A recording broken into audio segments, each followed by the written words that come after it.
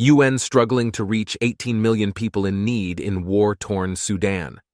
The United Nations said on Thursday it was struggling to reach 18 million people in need in Sudan to fend off a humanitarian disaster, hampered by insecurity, interference from the warring parties, and a lack of international support. We need to reach 18 million people, and we will not give up on that target.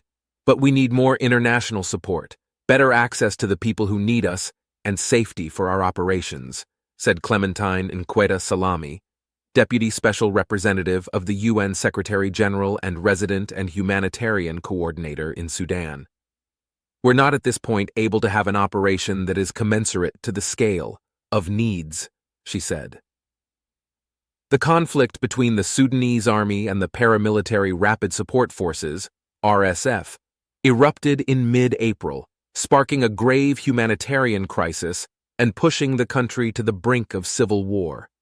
More than 4.2 million people have fled their homes because of the war, and nearly 1.2 million have crossed to neighboring countries, putting huge pressure on Sudan's meager resources. Nkweta Salami said that 19 aid workers had been killed and 29 injured since the fighting broke out, which she said was unacceptable and unlawful.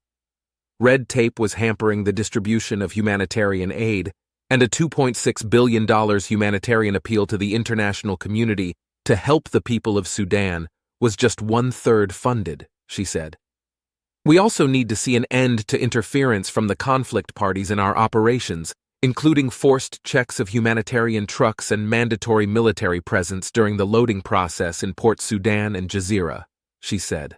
I hope that we will see swift action to reduce the bureaucratic obstacles, including delays in visa approvals for staff as promised by Sudanese authorities in a donor meeting yesterday. The UN fears that the crisis could worsen if the conflict spreads to other areas, such as central Jazeera state, which she called Sudan's breadbasket, where fighting could hinder food supplies. This will have great consequences for food security,